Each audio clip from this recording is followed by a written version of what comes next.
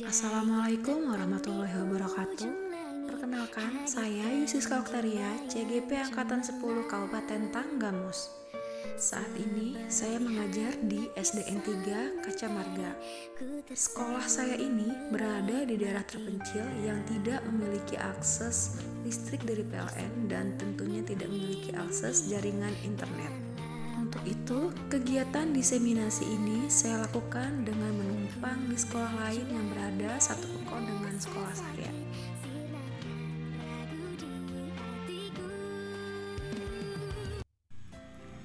Berikut ini adalah materi yang akan saya sampaikan pada diseminasi hari ini.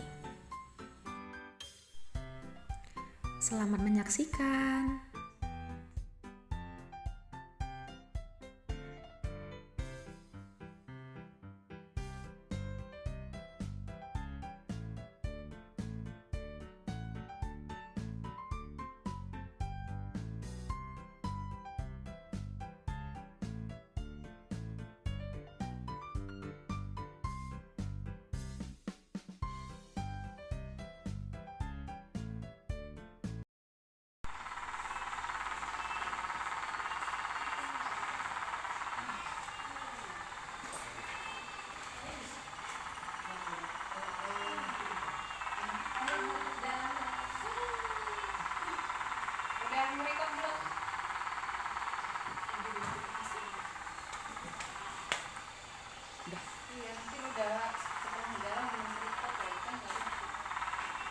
Assalamualaikum warahmatullahi wabarakatuh. Selamat pagi dan salam sejahtera untuk kita semua. Tabiun ya Bu. Pertama-tama saya ucapkan terima kasih ya untuk semua teman-teman yang sudah hadir dan sudah menyempatkan waktunya untuk menghadiri presentasi budaya positif yang akan saya sampaikan pada hari ini. Sebelumnya kita sama-sama pada puji syukur atas kehadiran Allah Subhanahu wa taala yang mana atas berkat dan rahmat Allah kita dapat berkumpul pada kegiatan hari ini dalam keadaan sehat walafiat. Salawat serta salam berikut pula kita curahkan kepada junjungan besar kita Nabi Muhammad SAW yang tidak tunggu-tunggu syafaatnya hingga yaumul akhir kelak. Baik, di sini saya akan memberikan presentasi tentang penyebaran pemahaman dan penerapan pengalaman budaya positif di kelas. Sebelum kita mulai masuki materi hari ini, gimana kalau misalnya kita melakukan sedikit ice breaking ya untuk membangkitkan semangat kita. Jadi kalau misalnya nanti saya bilang SDN 3 Kacamarga, jawabnya Jaya, Jaya, Jaya. Bisa? Bisa. Oke, kita coba ya. SDN 3 Kacamarga. Jaya, Jaya, Jaya. Oke, terima kasih tangan kita semua. Selanjutnya, sebelum saya masuk ke materi juga, saya ingin menanyakan kepada rekan-rekan sekalian. Ketika saya menyebutkan istilah budaya positif, kira-kira yang ada di benak teman-teman sekalian apa tentang budaya positif itu? Peraturan boleh. Menumbuhkan karakter anak bisa. Kebiasaan baik. Kebiasaan baik atau kebiasaan positif ya. Jadi budaya positif itu penting nggak sih diterapkan di sekolah atau di kelas? Penting. Karena kira-kira kenapa itu penting diterapkan? Pembentukan karakter.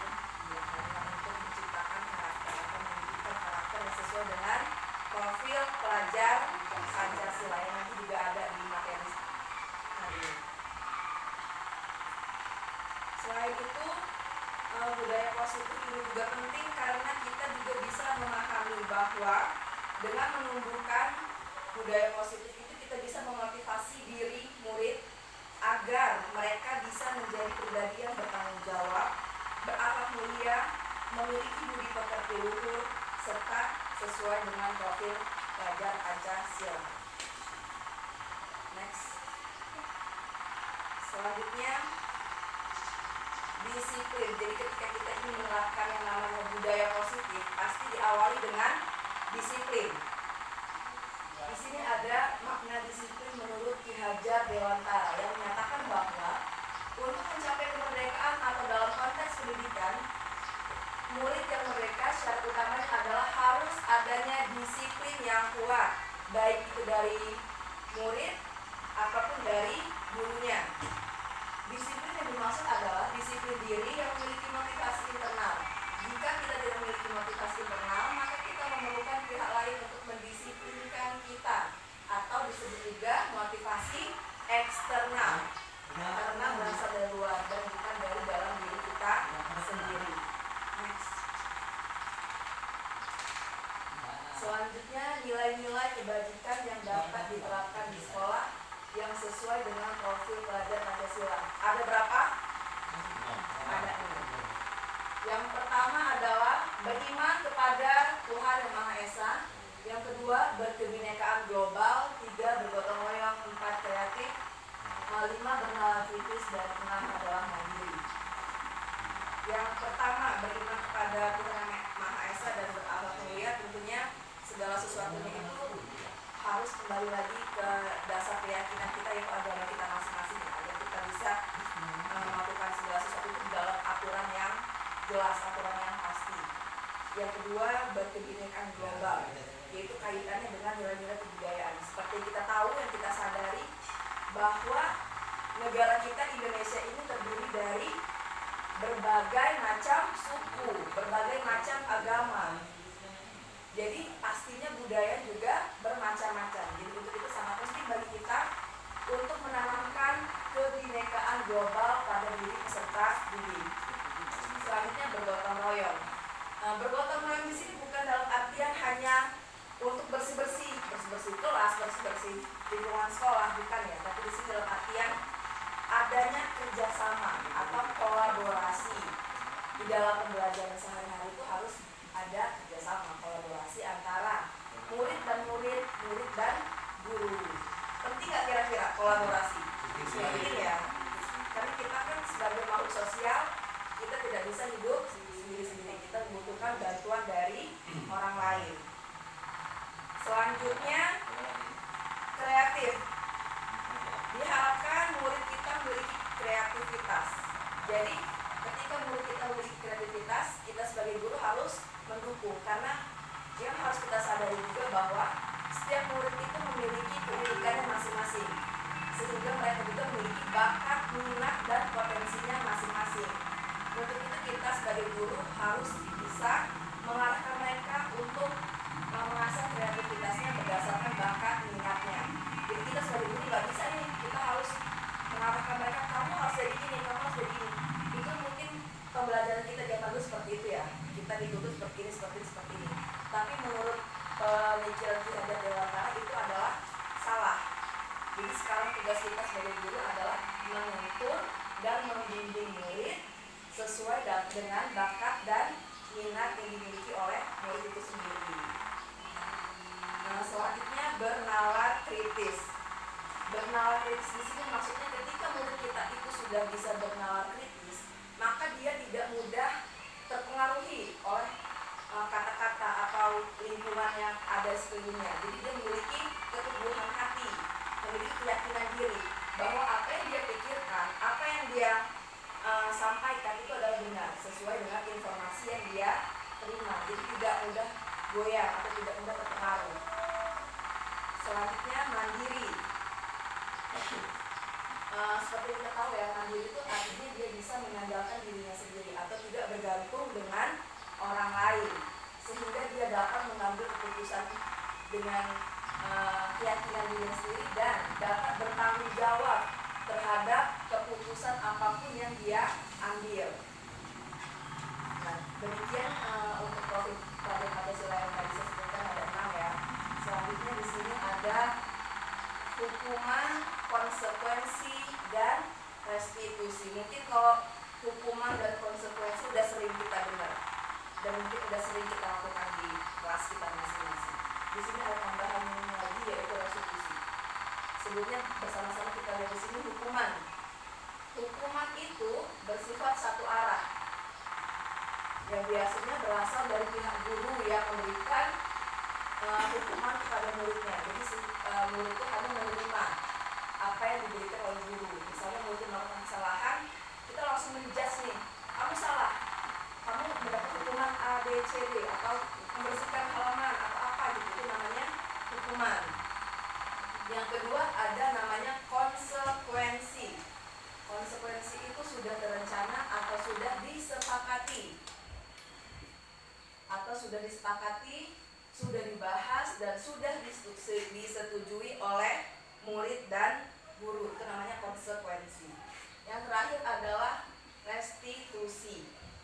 Restitusi itu adalah proses menciptakan kondisi bagi murid untuk memperbaiki kesalahan mereka, sehingga mereka bisa kembali pada kelompok mereka dengan karakter yang lebih kuat. Itu menurut Gosen pada tahun 2024. Kira-kira nih, dari ketiga kata yang di depan, hukuman, konsekuensi, dan restitusi, yang udah dilaksanakan di kelas yang mana?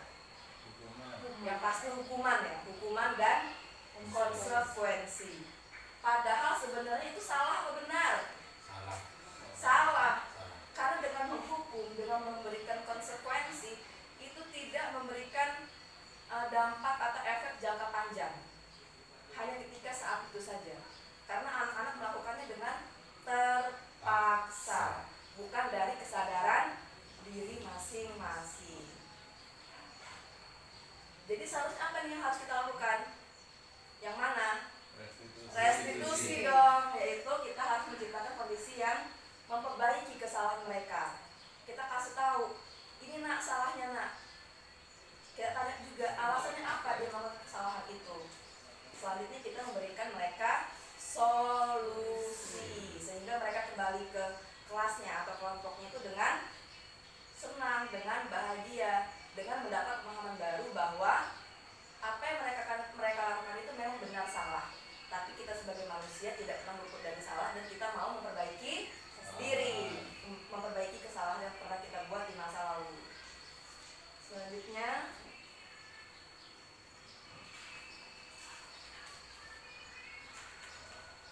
keyakinan kelas. Ketika mendengar keyakinan kelas, kira-kira sama nggak ya dengan kesepakatan kelas? Mirip ya? Kalau dari katanya keyakinan dan kesepakatan, jadi maknanya kira-kira sama atau beda? Beda pasti ya. Ada nggak bisa ngasih pemikirannya apa itu keyakinan, apa itu kesepakatan? Keyakinan itu harus dijalani loh. Iya harus, karena itu udah bentuk tanggung jawab untuk keyakinan. Iya, yang pasti ada konsekuensinya. Oke. Ya. Kalau kesepakatan? Kesepakatan itu bisa dilanggar, Bu. Iya, bisa dilanggar kalau kesepakatan. Kalau menurut saya. Tepuk tangan untuk Anto dulu dong. Di sini saya jelaskan sedikit ya tentang keyakinan dan kesepakatan. Memang beda ya keyakinan kelas dan kesepakatan kelas itu. Karena kalau kesepakatan kelas itu dia bersifat dari dua arah, yaitu antara murid dan guru atau disusun bersama-sama antara murid dan guru. Jadi misalnya, kalau kamu datang terlambat, kamu mendapat konsekuensi atau hukumannya ini. Kalau kamu tidak tiket, ini. Itu namanya kesepakatan kelas. Sedangkan kalau keyakinan kelas itu biasanya yakin tadi ya, berarti harus tumbuh dari dalam diri kita sendiri. Jadi itu melekat pada diri masing-masing individu. Ya, seperti itu. Jadi keyakinan kelas itu penting nggak? Penting ya. Contoh keyakinan kelas itu apa? Yang harus kita tanamkan ke anak murid kita di kelas itu.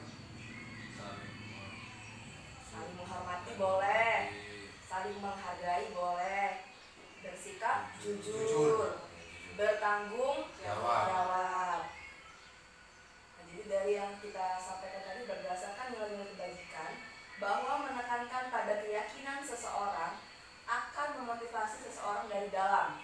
Tadi ya, dari dalam diri kita masing-masing ya. Seseorang akan lebih tergerak dan bersemangat untuk menjalankan keyakinannya daripada hanya sekedar mengikuti serangkaian peraturan tertulis. Jadi biasanya kalau keyakinan kelas itu dia lebih bersifat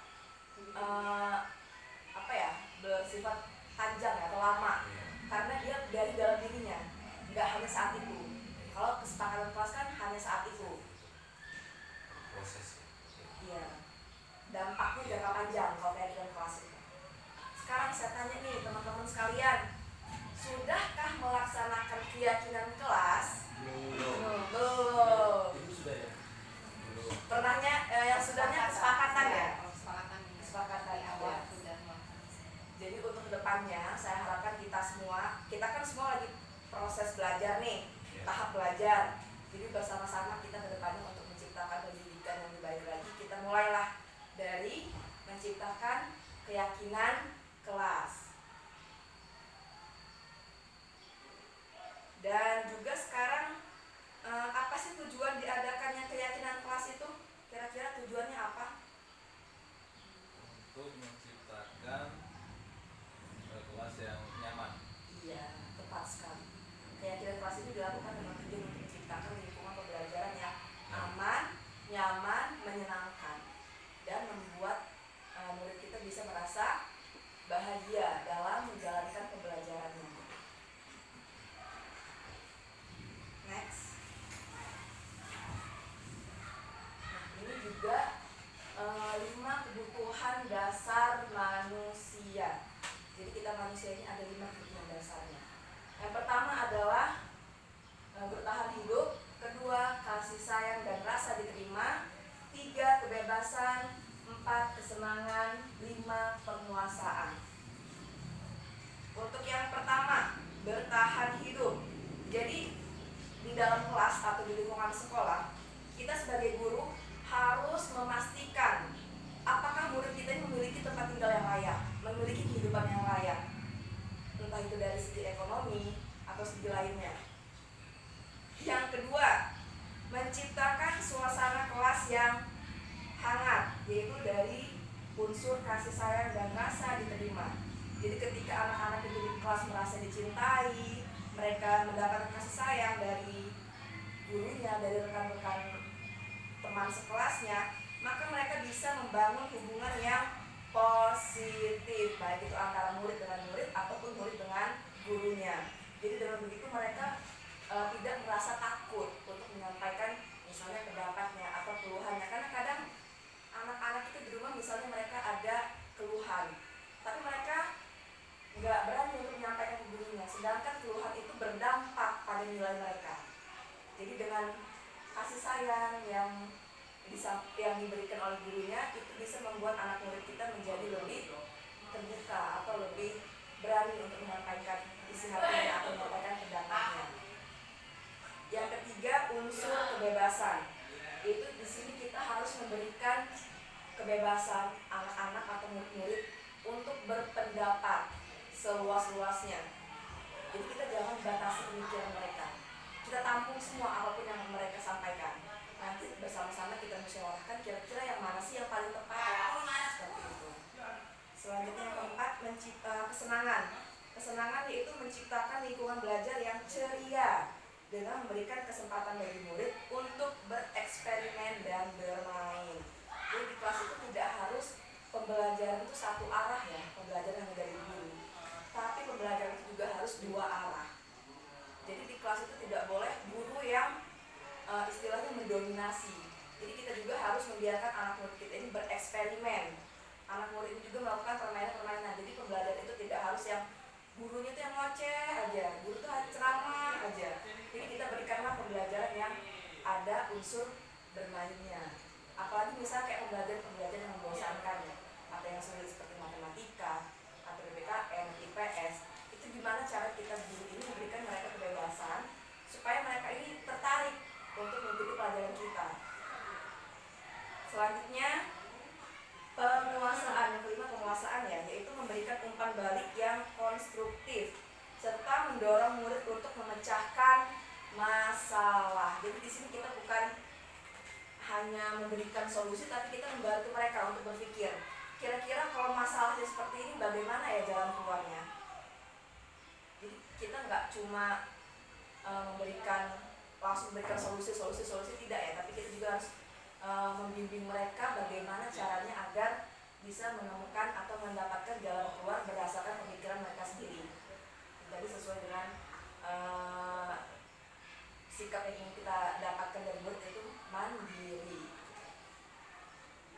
Selanjutnya di sini ada 5 posisi kontrol kita sebagai guru di sekolah. Yang pertama ada guru sebagai penghukum, 2 guru sebagai pembuat rasa bersalah, 3 guru sebagai teman, 4 guru sebagai pengontrol, dan 5 guru sebagai manajer. Kira-kira dari ngedenger namanya aja lah ya, penghukum, pembuat rasa bersalah, teman, pengontrol, dan manajer. Kira-kira yang sudah kita lakukan selama ini yang mana? Penghukum. Pasti jawabannya selalu itu ya, penghukum. Karena dikit-dikit anaknya salah langsung dihukum, anaknya salah langsung dihukum. Jadi kita guru sebagai penghukum. Selain itu bisa juga kita sebagai pembuat rasa bersalah biasanya ya. Kita langsung menjudge dia salah, jadi kan dia merasa, ih saya salah nih. Jadi itu yang kadang membuat anak-anak itu langsung takut untuk menyampaikan pendapatnya. Kenapa dia melakukan kesalahan? Jadi akhirnya anak-anak cenderung diam atau memendam. Padahal itu sebenarnya benar atau salah? Salah ya. Di sini ada contoh tindakan guru sebagai penghukum. Yang pertama, kita langsung memarahi atau mengkritik atau menyakiti, atau kita melakukan yang lebih parah lagi, kita dengan tindakan. Misalnya ada yang langsung jewer lah, mencubit lah, atau memukul. Itu guru sebagai penghukum. Yang kedua, guru sebagai pembuat rasa bersalah. Kita sebagai guru kadang tuh gak sadar anak itu salah nih, kita tiba-tiba langsung baper lah istilahnya ya, kita langsung mendiamkan anak itu. Jadi kan anak itu merasa benar-benar bersalah banget lah gitu ya, karena sudah melakukan kesalahan itu. Karena gurunya tiba-tiba langsung diem, atau gurunya langsung tiba-tiba meninggalkan kelas. Kadang kan kita seperti itu ya. Ketiga, guru sebagai teman. Misalnya kita membuat maklumat, atau misalnya maklumat itu misalnya seperti anak itu datang ke kita menyampaikan nih ada masalah dengan teman, atau masalah di sekolah, atau masalah dengan guru lainnya. Nah di situ kita memberikan maklumat atau nasihat atau masukan kepada murid kita itu. Apa sih yang harus dilakukan? Bagaimana sih jalan keluarnya? Seperti itu. Jadi kita memposisikan diri kita sebagai teman, bukan sebagai gurunya. Keempat, guru sebagai pengontrol, yaitu kita memantau dan kita mencatat perkembangan anak murid kita. Hari ini dia sudah sampai mana, besok sampai mana. Di situ kita lihat perkembangannya. Oh, anak ini ada kemajuan, anak ini stuck di tempat, atau bahkan ada anak yang mundur prestasinya. Nah, disitulah tugas kita sebagai pengontrol untuk dapat memicu atau membangkitkan motivasi anak murid kita agar dia kembali bersemangat. Dan yang terakhir adalah guru sebagai manajer. Tindakan yang kita lakukan adalah bertanya dulu kita sama anak murid kita ketika dia melakukan salah. Nah, kenapa nih kamu melakukan kesalahan seperti ini? Kita gali dulu apa penyebabnya, apa alasannya. Jangan kita langsung menjudge, kamu salah, kamu ini nggak boleh begini, itu salah. Jadi kita pertama harus memberikan kesempatan dia untuk bercerita atau menyampaikan alasannya atau pendapatnya. Saya begini karena ini loh bu, karena ini loh bu. Tapi kayaknya kalau zaman sekarang susah ya.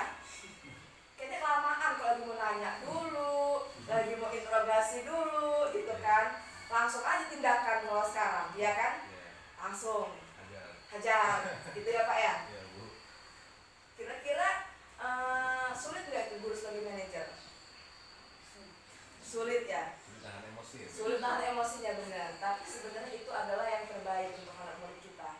Karena apa? Dengan begitu kita nggak perlu lagi menghukum mereka. Kita nggak perlu lagi membuat mereka merasa bersalah, karena dengan kita bertanya, dengan kita menjadi manajer bagi mereka, mereka kan ada kesadaran diri dari dalam diri sendiri nih. Kalau seperti ini saya salah, kalau seperti ini nanti gurunya nggak suka, tapi itu datang dari kesadarannya sendiri. Seperti yang saya sampaikan tadi, sesuatu yang dari dalam diri sendiri itu lebih bersifat jangka panjang, dan itu yang harus kita tanamkan kepada murid kita. Selanjutnya, segitiga restitusi. Kayaknya ngantuk ya? Enggak. Enggak. Enggak.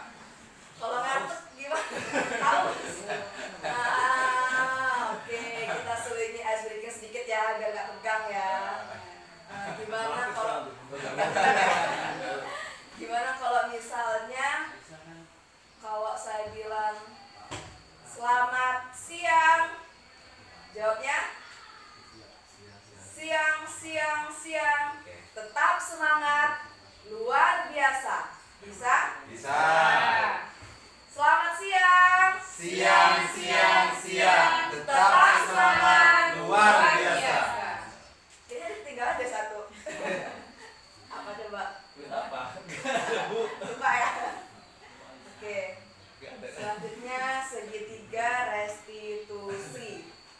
Jadi dengan kita melakukan segitiga restitusi ini, kita bisa menjalankan proses di mana guru dapat menghasilkan murid yang mandiri dan bertanggung jawab.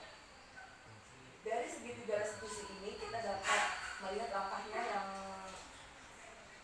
pertama yaitu menstabilkan identitas, yang kedua validasi tindakan yang salah dan menanyakan keyakinan kelas. Jadi ada 3 langkahnya ya. Ketika kita melaksanakan segitiga restitusi itu ada 3 langkah. Yang pertama tadi menstabilkan identitas, yaitu kita memberitahu murid kita nih kesalahan mereka apa, di mana salahnya, dan kita juga harus menyampaikan kepada mereka bahwa ketika seseorang melakukan kesalahan itu adalah bersifat manusiawi, karena kita semua manusia pasti pernah melakukan salah. Kita bisa memberikan mereka istilahnya mendamaikan perasaan mereka dengan kata-kata setiap orang pasti pernah melakukan kesalahan, atau kamu bukan satu-satunya yang pernah melakukan kesalahan seperti ini. Itu adalah contoh menstabilkan identitas. Kemudian yang kedua adalah validasi tindakan yang salah, di mana kita harus mencari tahu apa sih alasan anak murid kita itu sampai dia melakukan kesalahan itu. Misalnya kita bertanya kepada anak murid kita itu, "Nak, kenapa sih nak kamu sampai melakukan kesalahan ini? Alasannya apa?" Dan yang kedua misalnya kita bisa bertanya, "Bisa nggak nak kalau misalnya kamu mencari cara lain yang lebih efektif untuk mendapatkan apa yang kamu butuhkan?" Seperti itu ya. Selanjutnya adalah menanyakan keyakinan. Jadi kita sebagai guru ini harus memastikan dulu nih anak-anak ini masih ingat nggak, masih tahu nggak dengan motivasi yang ada dalam dirinya sendiri. Misalnya kita menanyakan kesepakatan kelas. Kira-kira nak, kamu masih ingat nggak nak kesepakatan kelas kita itu apa aja? Dari situ kan mereka bisa sadar, oh iya kesepakatan kelas kan ini. Dari situ mereka sadar, saya sudah melanggar kesepakatan yang misalnya tidak bersikap jujur, atau tidak bertanggung jawab, atau tidak menghargai teman, atau tidak menghargai guru. Selanjutnya, di sini saya ada sedikit kasus ya di kelas. Ada 2 kasus yang saya temui di kelas. Yang pertama itu anak itu makan di jam pelajaran, dan yang kedua itu dia ribut dengan temannya gara-gara pinjem pensil warna, tapi dia pinjemnya tanpa izin. Nah, disitulah kita sebagai guru harus memecahkan masalah itu dengan segitiga restitusi. Nah, berikut adalah contoh penerapan restitusi yang saya lakukan di kelas. Bener tahu kenapa? Ibu dengar kemarin kamu ribut ya sama temennya ya? Iya. Sama siapa? Sama Titin. Gara-garanya apa?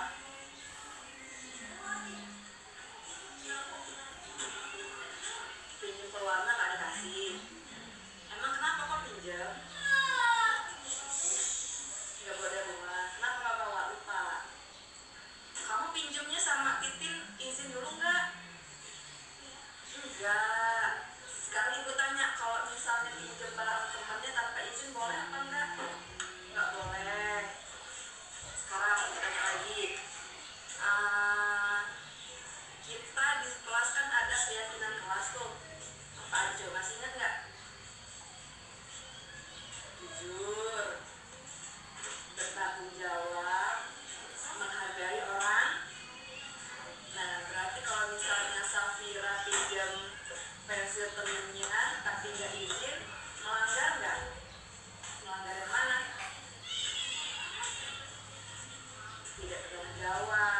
tidak jujur, tidak menghargai.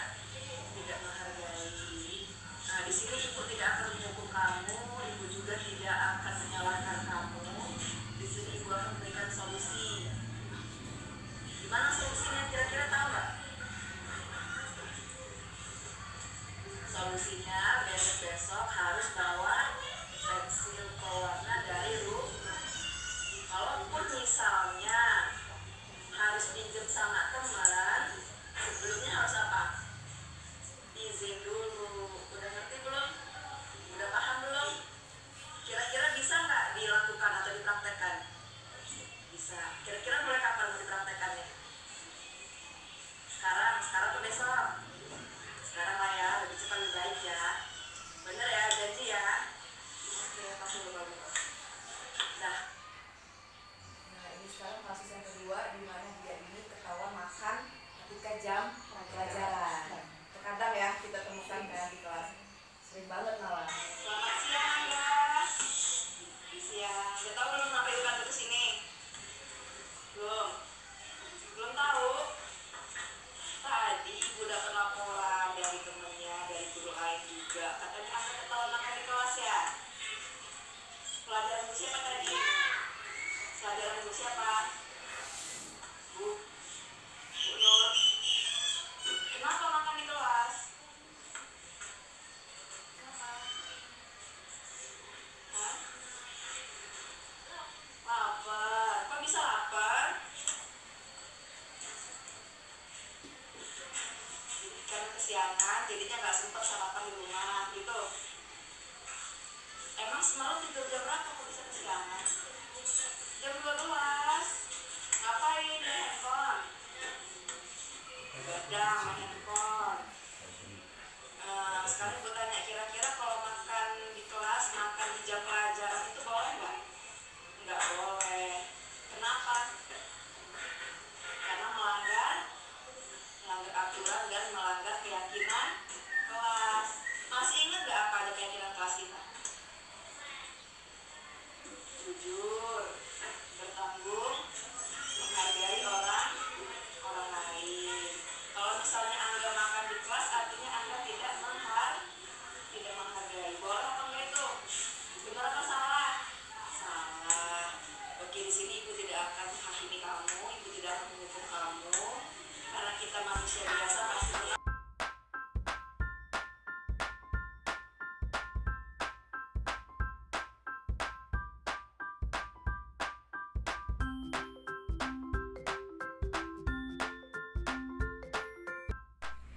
Perumusan visi sekolah merupakan contoh penerapan dari budaya positif.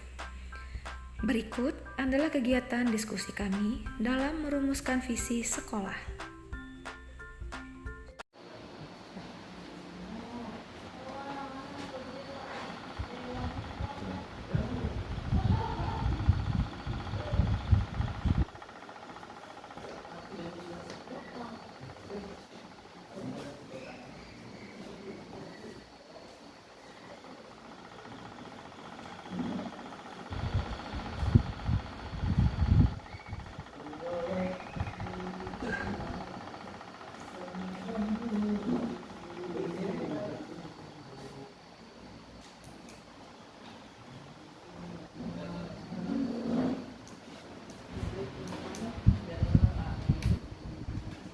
Assalamualaikum warahmatullahi wabarakatuh. Selamat pagi dan salam sejahtera untuk kita semua. Di sini saya akan menyampaikan visi dan batasan perubahan sekolah non-bisnis yang ingin saya capai di sekolah kita. Sebelumnya, pertama-tama saya ucapkan terima kasih untuk rekan-rekan yang telah bersedia hadir pada kesempatan hari ini untuk mendengarkan apa sih visi atau impian yang ingin saya capai terhadap sekolah kita.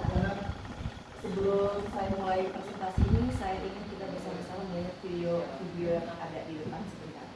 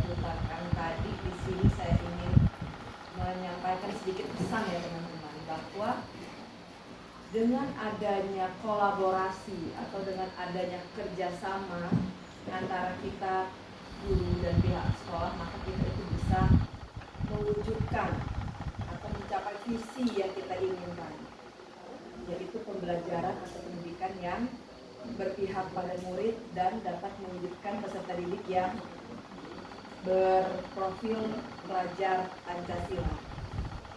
Ketika kita bekerja sama, semua itu akan menjadi terasa ringan dan kita dapat menjadi lebih kuat, solid, dan kompak.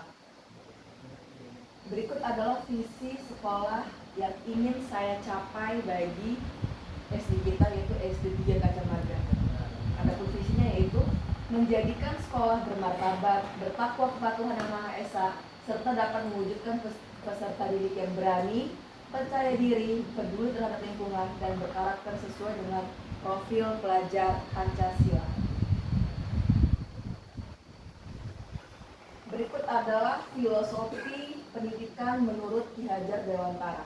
Ki Hajar Dewantara menjelaskan tujuan pendidikan adalah menuntut segala kodrat yang ada pada anak agar mereka dapat mencapai keselamatan dan kebahagiaan yang setinggi-tingginya, baik sebagai manusia maupun sebagai anggota masyarakat. Next. Merdeka belajar, yaitu proses menuntun dapat dilakukan dengan menerapkan trisentra pendidikan, yaitu sesuai dengan semboyan Ki Hajar Dewantara ya, Ingarso Sangtulodo, Imadia Mangunkarso, dan Tuturi Handayani. Dalam proses menuntut ini, anak diberi kebebasan, namun pendidik sebagai pamong dalam memberikan tuntunannya dan arahan agar anak tidak kehilangan arah dan membahayakan dirinya. Jadi maksudnya kita boleh memberikan kebebasan pada anak, tapi kita sebagai guru harus memastikan bahwa anak itu masih di dalam jalurnya atau tracknya. Jadi ketika anak itu sudah keluar dari jalur, kita sebagai guru harus mengembalikan anak itu, kita membimbing anak itu untuk kembali ke jalurnya. Konsep kemerdekaan belajar anak dapat diterapkan melalui pendidikan yang berpihak pada anak atau berpihak pada murid. Yang artinya pendidikan yang guru berikan berorientasi pada anak dengan memberikan pengalaman belajar yang bermakna dan menyenangkan. Berikut adalah karakter anak yang ingin saya capai, yaitu sesuai dengan profil pelajar Pancasila yang ada 6. Yang pertama, berkebinekaan global. Yang kedua, bergotong royong. 3, kreatif. 4, bernalar kritis. 5, mandiri. Dan beriman kepada Tuhan Yang Maha Esa. Tentunya kalau beriman kepada Tuhan Yang Maha Esa ini sangat amat penting ya, dimiliki oleh setiap anak. Kalau yang berkebinekaan global itu kaitannya dengan sesuai dengan yang kita tahu bahwa negara kita Indonesia ini kan negara kepulauan yang tentunya terdiri dari bermacam suku, budaya, adat istiadat. Dari situlah kita harus bisa menanamkan rasa kebinekaan global pada diri siswa kita. Kemudian bergotong royong. Bergotong royong di sini bukan dalam artian hanya bersih-bersih lingkungan kelas, bersih-bersih lingkungan sekolah, tidak hanya itu, tapi bergotong royong di sini juga kita menanamkan rasa kerjasama dan kolaborasi di dalam diri peserta didik, baik itu kolaborasi antara peserta didik dengan peserta didik ataupun kolaborasi antara murid dan gurunya. Ketiga adalah kreatif, keempat adalah kreatif. Kreatif di sini kita mengharapkan bahwa peserta didik ini memiliki kreativitas yang sesuai dengan bakat, minat, dan potensi dirinya. Karena sesuai yang kita tahu juga bahwa setiap murid itu memiliki keunikannya masing-masing. Jadi setiap anak itu memiliki bakat, minat, dan potensinya masing-masing. Kemudian kelima adalah bernalar kritis, di mana dengan ketika anak murid itu sudah mampu bernalar kritis, maka mereka tidak mudah terpengaruh oleh orang lain atau mereka memiliki komitmen terhadap dirinya sendiri dan dapat bertanggung jawab terhadap dirinya sendiri. Terakhir, mandiri. Dengan mandiri, anak murid kita juga dapat menanamkan bahwa sikap tanggung jawab itu sangat penting di dalam proses pembelajaran. Next.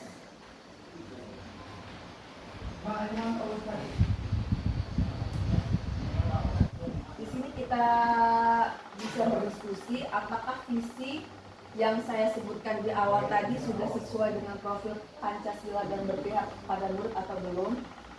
Next. Berdasarkan rubrik yang kemarin sempat saya bagikan ya, ada beberapa pertanyaan yang sudah Ibu dan Bapak Guru jawab. Pengisian kalimat rumpang ya, cita-cita untuk murid. Kemarin kan saya memberikan pertanyaan berupa kalimat rumpang. Kira-kira cita-cita murid seperti apa sih yang diinginkan guru-guru saat ini? Nah, dari rubrik yang saya bagikan itu, maka saya dapat menyimpulkan bahwa murid-murid yang diimpikan saat ini adalah yang tadi saya sampaikan di awal sebagai visi saya ya. Yaitu kita semua memimpikan murid yang berani, percaya diri, kreatif, mandiri, dan juga berakhlak mulia. Selanjutnya kita juga percaya bahwa murid adalah anak-anak yang memiliki karakter dan keunikannya masing-masing. Yang ketiga, di sekolah kita mengutamakan pembelajaran yang berpihak pada murid atau menghamba pada murid. Dan murid di sekolah kita juga sangat sadar betul bahwa mereka berada di sekolah ini untuk mendapatkan pembelajaran, untuk mendapatkan pendidikan yang baik. Kita warga di sekolah ini yakin untuk dapat menuntun murid agar mereka dapat mencapai kebahagiaan dan keselamatan yang setinggi-tingginya. Kemudian kita dan warga di sekolah ini paham bahwa setiap anak memiliki bakat dan kemampuannya masing-masing.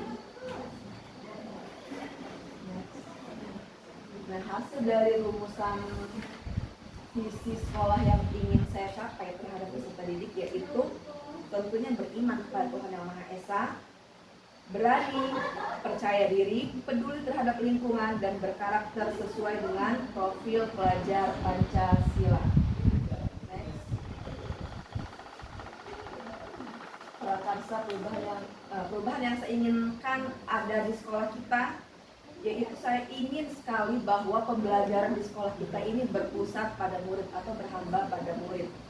Jadi di sini kita tidak selalu memfokuskan kita sebagai satu-satunya sumber belajar, tapi ada banyak sumber belajar lainnya. Dan juga kita harus mementingkan murid. Apa yang dibutuhkan murid? Dengan kondisi kita yang sekarang, lingkungan kita yang sekarang, kira-kira pembelajaran seperti apa yang bisa menjadikan murid kita berani, percaya diri, berakhlak mulia, dan beriman kepada Tuhan Yang Maha Esa.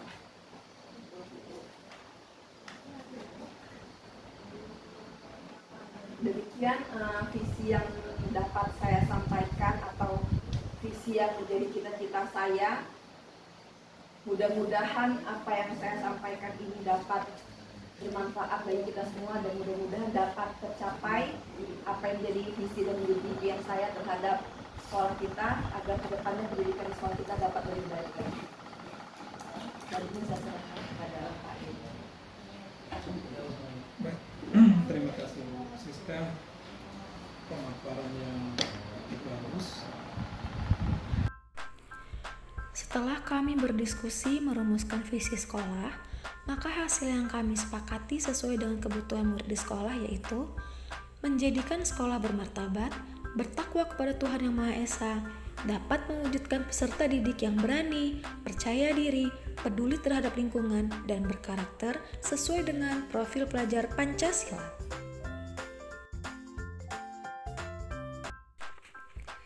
Selain menentukan visi sekolah, penerapan segitiga restitusi juga merupakan penerapan dari budaya positif di sekolah.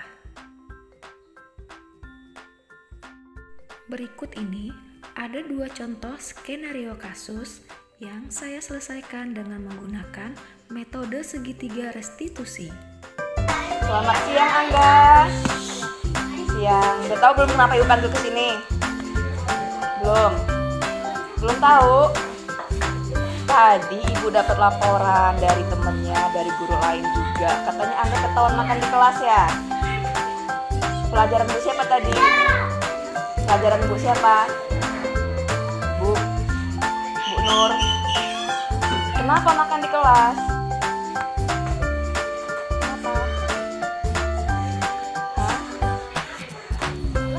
Lapar. Kok bisa lapar? Jadi karena kesiangan, jadinya nggak sempet sarapan di rumah gitu. Emang semalam tidur jam berapa kok bisa kesiangan? Jam 12. Ngapain main handphone? Gadang main handphone. Nah, sekarang ibu tanya, kira-kira kalau makan di kelas, makan di jam pelajaran itu boleh nggak? Nggak boleh. Kenapa? Karena melanggar aturan dan melanggar keyakinan kelas. Masih ingat nggak apa aja keyakinan kelas kita? Jujur, bertanggung, menghargai orang lain. Kalau misalnya Angga makan di kelas, artinya Angga tidak menghargai. Boleh apa enggak itu? Benar apa salah? Salah. Oke, di sini ibu tidak akan menghakimi kamu, ibu tidak akan menghukum kamu, karena kita manusia biasa pasti pernah melakukan kesalahan. Ya, ibu di sini akan memberikan solusi buat kamu supaya jangan kayak gitu lagi ya. Solusinya gimana? Tidurnya jangan malam-malam, jangan begadang supaya pagi bangunnya bisa pagi, bisa sempet sarapan dulu di rumah. Paham nak? Bisa nggak mempraktekannya? Yakin? Kira-kira kapan bisa dipraktekkan? Besok. Berarti besok datang ke sekolah sudah sarapan dari janji ya. Oke, lepas dulu kalau gitu.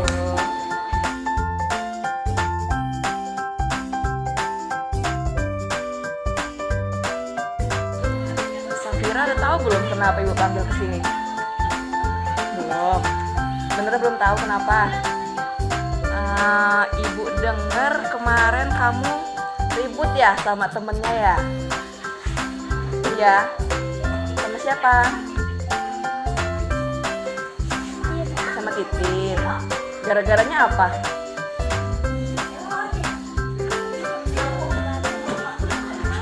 Pinjem pewarna nggak dikasih. Emang kenapa kok pinjem? Nggak bawa dari rumah. Kenapa nggak bawa? Lupa. Kamu pinjemnya sama Titin izin dulu nggak? Enggak. Sekarang ibu tanya, kalau misalnya pinjem barang temennya tanpa izin boleh apa enggak? Enggak boleh. Sekarang ibu tanya lagi. Kita di kelas kan ada keyakinan kelas tuh. Pak Aji coba masih ingat nggak? Jujur, bertanggung jawab, menghargai orang. Nah, berarti kalau misalnya Safira pinjam pensil temennya tapi nggak izin, melanggar nggak? Melanggar yang mana? Tidak bertanggung jawab, tidak jujur, tidak menghargai. Nah, di sini ibu tidak akan menghukum kamu, ibu juga tidak akan menyalahkan kamu. Di sini ibu akan memberikan solusi. Gimana solusinya? Kira-kira tahu nggak? Solusinya besok-besok harus bawa pensil pewarna dari Kalaupun misalnya harus pinjam sama teman, sebelumnya harus apa? Izin dulu. Udah ngerti belum? Udah paham belum? Kira-kira bisa nggak dilakukan atau dipraktekkan? Bisa. Kira-kira mulai kapan mau dipraktekkannya? Sekarang atau besok? Sekarang lah ya, lebih cepat lebih baik ya. Bener ya, janji ya. Oke, pas dulu kalau gitu. Dah. Membuat keyakinan kelas juga merupakan penerapan dari budaya positif di sekolah. Dengan adanya keyakinan kelas, maka pembelajaran dapat berjalan dengan aman, nyaman, dan juga menyenangkan.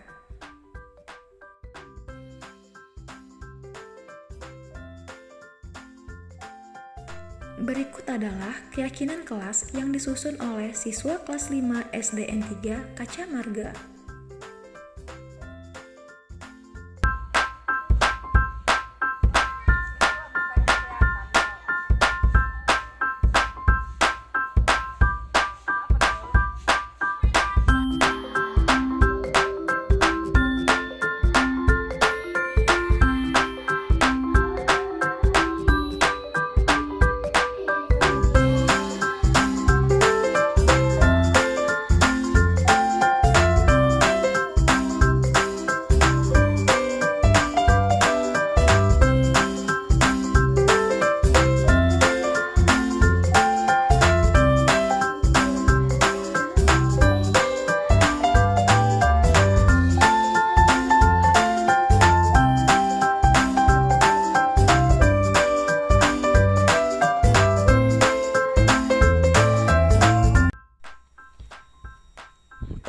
Pembelajaran di dalam kelas tidak hanya dapat dilakukan dengan menggunakan buku. Pembelajaran dapat diselingi dengan beberapa permainan agar semangat dan motivasi siswa tetap terjaga.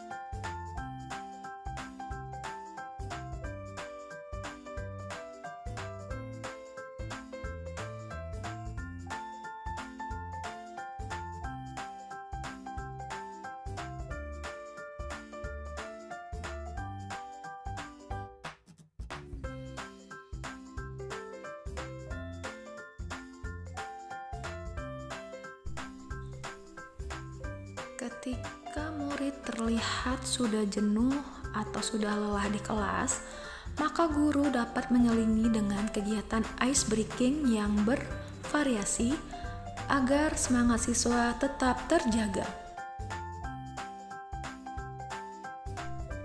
Diharapkan dengan demikian, pembelajaran yang menyenangkan bagi murid dapat terwujud.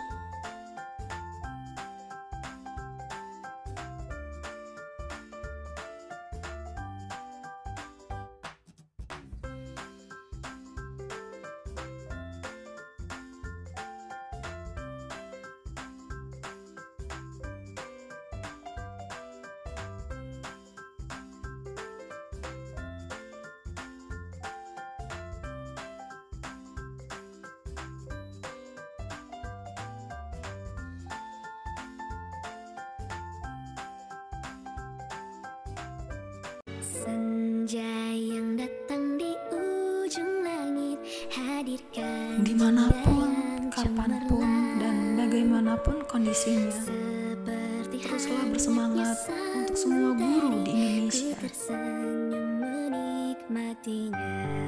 Bimbinglah murid-murid kita menuju impiannya, agar mereka menjadi manusia merdeka kelak. Berikan tauladan yang baik agar dapat menjadi contoh bagi mereka dalam menjalani hidup sehari-hari.